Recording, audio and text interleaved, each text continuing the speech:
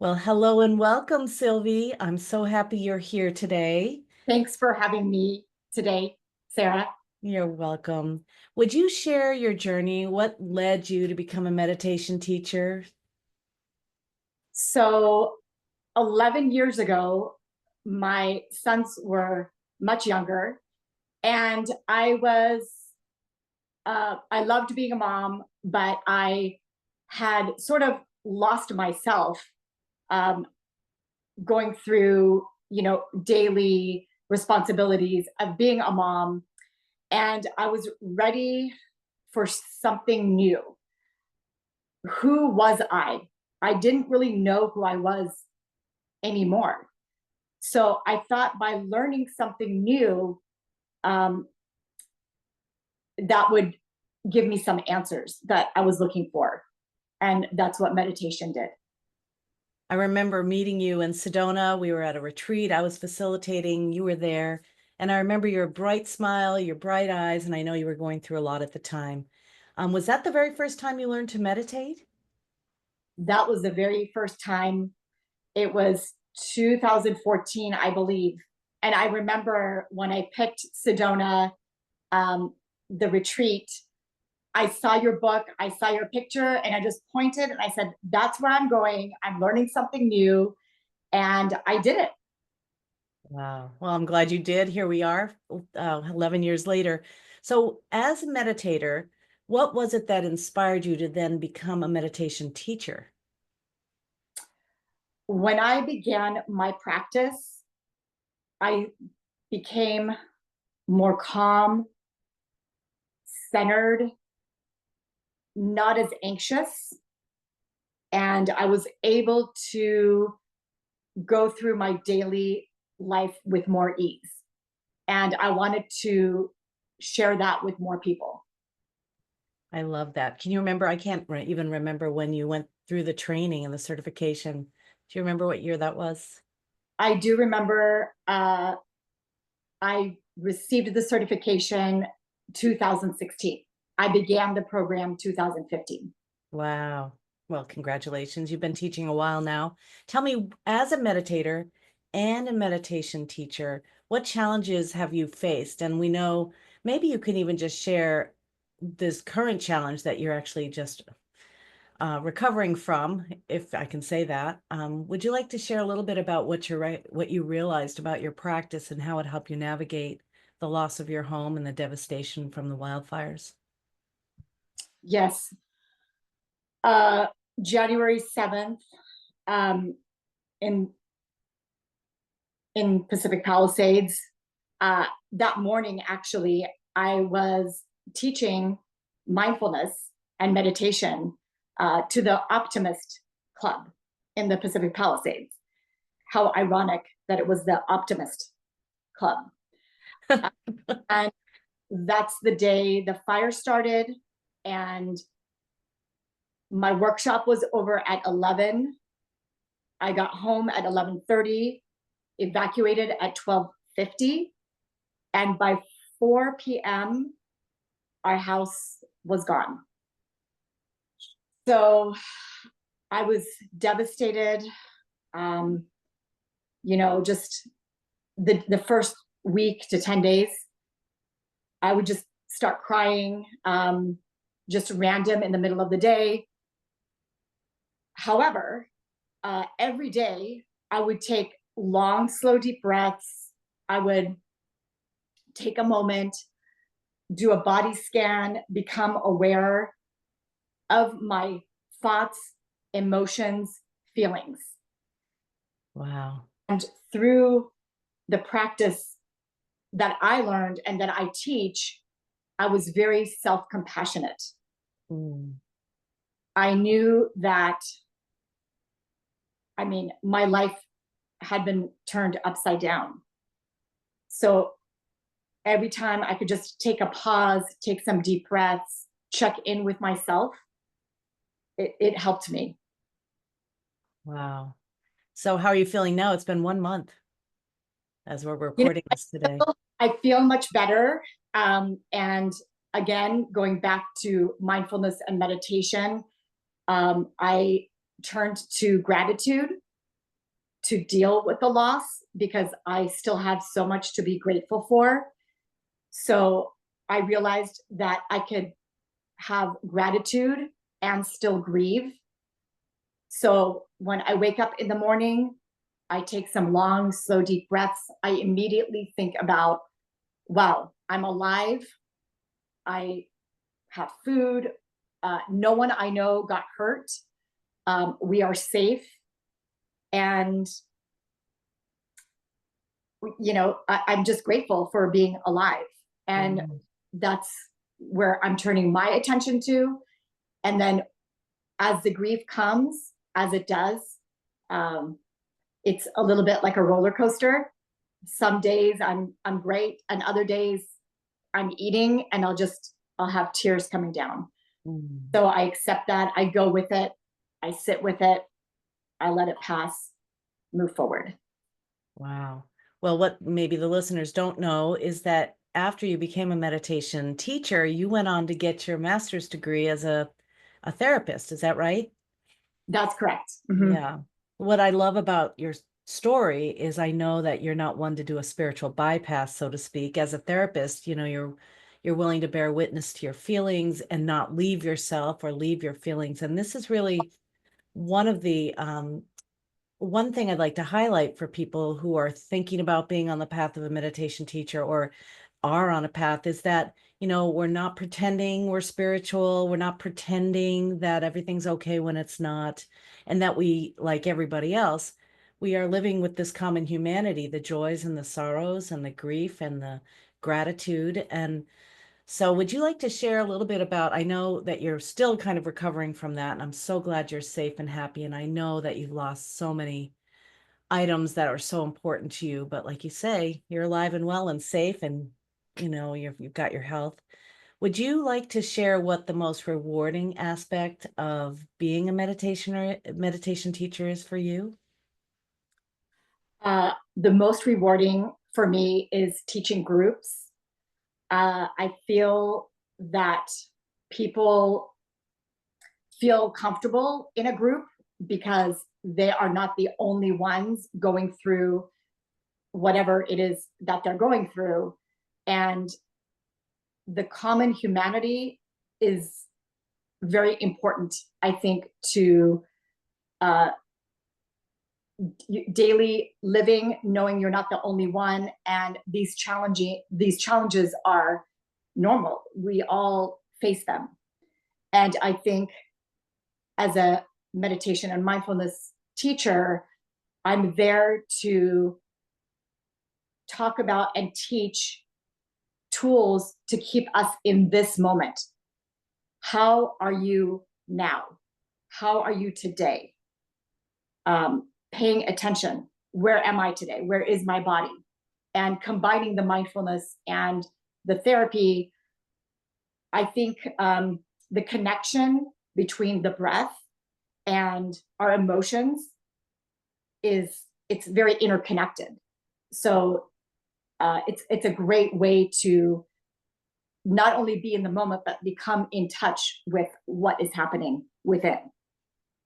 I love it. Well, thank you. I was coming up with these three points that Kristen Neff uses in self-compassion. One is to be mindful, like when you notice your eyes are welling up while you're eating, or you notice that you're tight, your body's tight, or you're bracing against something. That's that mindfulness. Then there's that common humanity. What am I experiencing here? And I know that I'm not alone here, whatever it may be. There's so much grief. I know because we had a lot of people up here from LA who were staying with us, and really it's true. We've learned this in our teacher training, but stress is a contagion. I mean, it really, really is. I hadn't gone through any of it, and I could feel it, from everyone that I've been talking to, my friends in Los Angeles. And then of course there's the self-compassion, being really sweet to yourself. And I wondered if you could spend a couple of minutes guiding us through whatever practice, a mindful moment, a self-compassion moment, whatever it is that your go-to practice is, just those minutes that or moments that help you reconnect to who you really are. Okay, Great. so get comfortable where you are. And you could close your eyes if that works for you. And if it doesn't, you can gaze at something in your surrounding. Let's begin by taking in some long, slow, deep breaths. Inhale in, 2, 3, 4. Exhale out, 2, 3, 4. Inhale in, 2, 3, 4. And exhale out, 2, 3, 4. And now simply breathe to your natural rhythm. Nothing to force, nothing to push. Simply breathe. And now take a long, slow, deep breath at your own pace.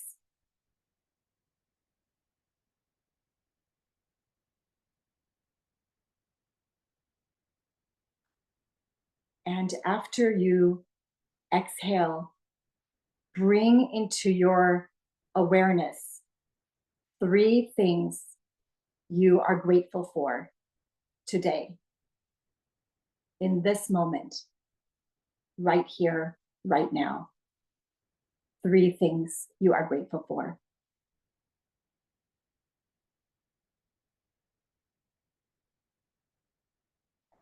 And now take another long, slow, deep breath. And when you exhale, release any tension or holding.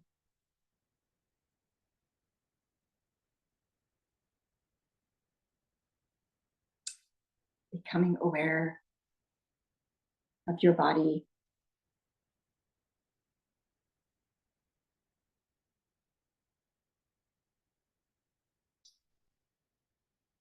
And slowly begin to wiggle your fingers, your toes.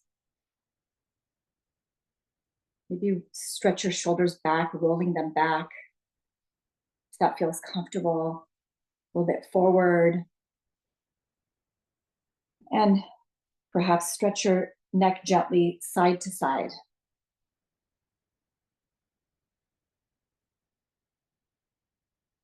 And whenever you are ready, you can open your eyes.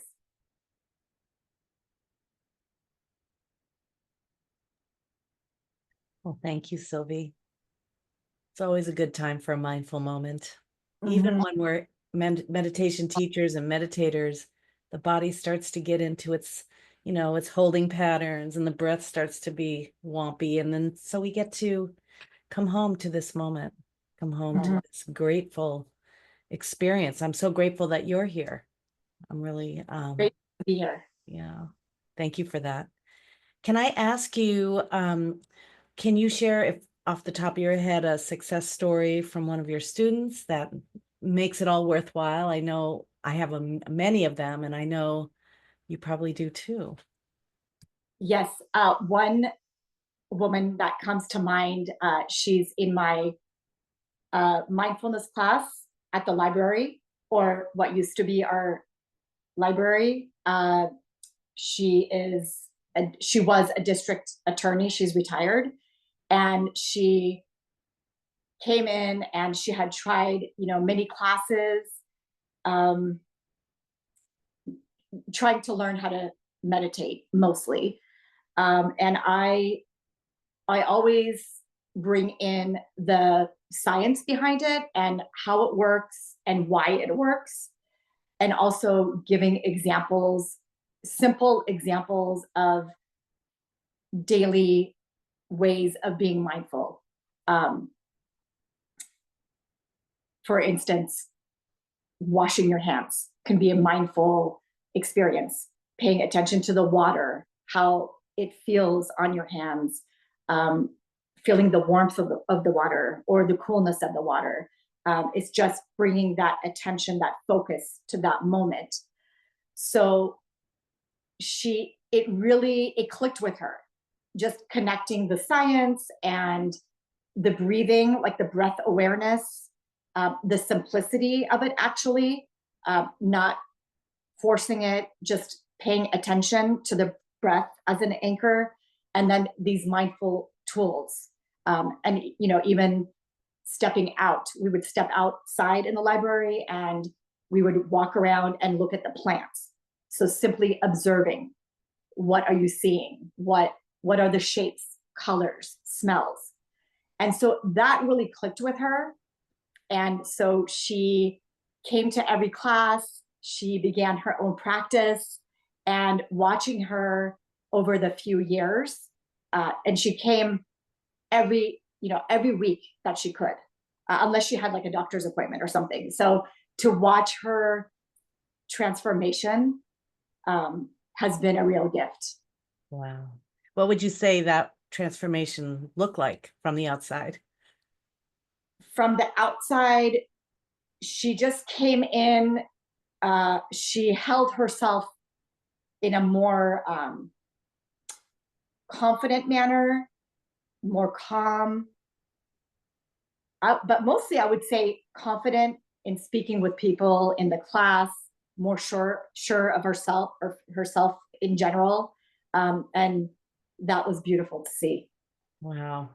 Sounds like the answer to the question you were trying to answer for yourself, which was, who am I? You know, and when you first started 11 years ago, a mom, and getting lost in the to-dos of being a mom. And sounds like she sort of discovered who she was, this elegant or dignified woman with more confidence. What would you say you discovered as the answer to the question, who am I? What I discovered was I am a person who loves to work with people. I love to learn. Learning is lifelong for me, and helping people with stress, anxiety, and helping them become aware that we are all human. The common humanity is, I think, what I love most about teaching, because we are all discovering that. We've been through a lot together, all of us that are alive on this planet right now over the last few years. And so, yes, to see the commonalities versus the differences, and see if we can live from there. So, Silvi, what are your personal practices? I know you've got the mindful moments, but do you meditate every day? And if you do, what are your personal practices? I meditate every day. I would say I first start with slow, deep breathing. I always go to gratitude first. What am I grateful for today? And then my go-to is mantra, because the mantra really allows me to go in and just find myself at peace doing the mantra. And one that always pops up for me is aham prema. Aham prema. I love that one too. So I am unconditional love, or divine love, however you want to translate it. Right. And this helps me cultivate inner peace. I love it. Well, I'm a fan of mantra meditation myself. Now, what would you say would be some advice you would give to a new meditator, someone that may be coming to the library? I know it's no longer there, and I'm so sorry. It just broke my heart when you were telling me about that. But let's say they're going to their own library that happens to still be there. What advice would you give an aspiring meditator to keep going, to gain the benefits that you're talking about? Be patient. It takes time. Stick with it, keep with it. I always, tell my clients, start with 5 minutes, even though the ideal might be 20 minutes in the morning, 20 minutes in the afternoon. Start with something. And because it takes time to make something routine and to make it a part of your day. So I say small steps, and then you build. And be self-compassionate. It takes time. Great advice. It does take time. Patience is a virtue, as they say. Mhm. What about for someone who is a meditator already and they're thinking about bringing it into their community or into their business or wherever they happen to meet people? What advice would you give someone considering becoming a meditation teacher? Oh, take the risk, do it. Our world needs this more than anything right now. And what a gift what a gift we can all offer. So whatever the fears are, you will get through that. And once you teach, you will get that uh, positive reinforcement, seeing the growth, seeing people learning. It's the biggest gift. Oh, I couldn't agree more. Obviously, it's what I've been doing for years. How would you, well, what is it that keeps you going? What is it that keeps you meditating? What is it that keeps you teaching? What is, what is your motivation? My motivation is the seeing people improve their lives. I really see the ripple effect, and I know you do. And it's contagious. It makes me feel so great. Well, thank you. And lastly, what resources do you go to continue to inspire you? Are there any books? Are there any podcasts? What keeps you kind of inspired in terms of this work, meditation, self-help, awakening? Are there any particular authors or public figures that come to mind? Uh, I have to say, I really like the work of John Kabat-Zinn, Mm-hmm. and I went to Wisdom 2.0 last year, 2024, and I sat and heard him speak, and then he guided a meditation. And he was right in front of me, and I had never experienced that before. And it really was uh, wonderful. His calm energy, his education, um, it was really inspiring. Wow, that sounds great. So he's written a few books. For those of you Mhm. who don't know him, John Kabat-Zinn he was the founder of MBSR, mindfulness-based stress reduction, and it's like a prescription of meditation that's been studied around the world in terms of the benefits around skin health, which is what he first originally started with. He was helping people with psoriasis and skin issues to reduce their stress to get healthier. And then he has written a number of books. Wherever you go, there you are. Coming to Your Senses. You probably have a book right near you, or maybe it burned down, but I lost all of my books. But I was thinking about, you know, I had your books, his books, all my therapy books. They're all gone. oh my gosh. But they live right here, They live just right like your here. memories, just like your Yeah, memories. yeah. Yeah. Well, how can people connect with you? I mean, I know you're no longer in Los Angeles, probably, I don't even know what you're doing. How can people connect with you and learn more about you or hire you as a therapist or any of that? You can email me at Silvi Winthrop Counseling at gmail.com. I also have a website, Silvi Winthrop Counseling. You can get a hold of me that way. I'm happy to help in any way that I can. And one of the things I forgot to talk about when you were asking me about teaching meditation, I think the biggest gift is actually I'm learning from all of you, um, through all of your experiences. Um, just again, the common humanity. So I'm very lucky to do this work. Thank you, Sylvie. I'm learning from you. I learn from all my students, and my students become, if they've gone through the program, it's a 300-hour teacher training. but they become my colleagues. I mean, there's no hierarchy. And that's really what I want to do, is demystify spiritual teachers so that you can learn our common humanity. You can learn about our real lives. And so thank you, Silvi. And I would just want to spell out Silvi's name because it's not the typical spelling. It's Silvi Winthrop Counseling. So thank you. I'll put it in the show notes here. Okay, great. Thank you, Silvi. Is there any quote or any inspirational words of wisdom you want to share with us? I do. I was thinking about all my friends and Pacific Palisades, Altadena, and any town who has gone through any kind of wildfire or natural disaster. I found this quote. I'm not sure who it's by. I have to get my glasses. Okay. Though the heart aches in its breaking, each crack allows the light of healing and new beginnings to shine through. Moving forward isn't forgetting, it's choosing to grow from the pain.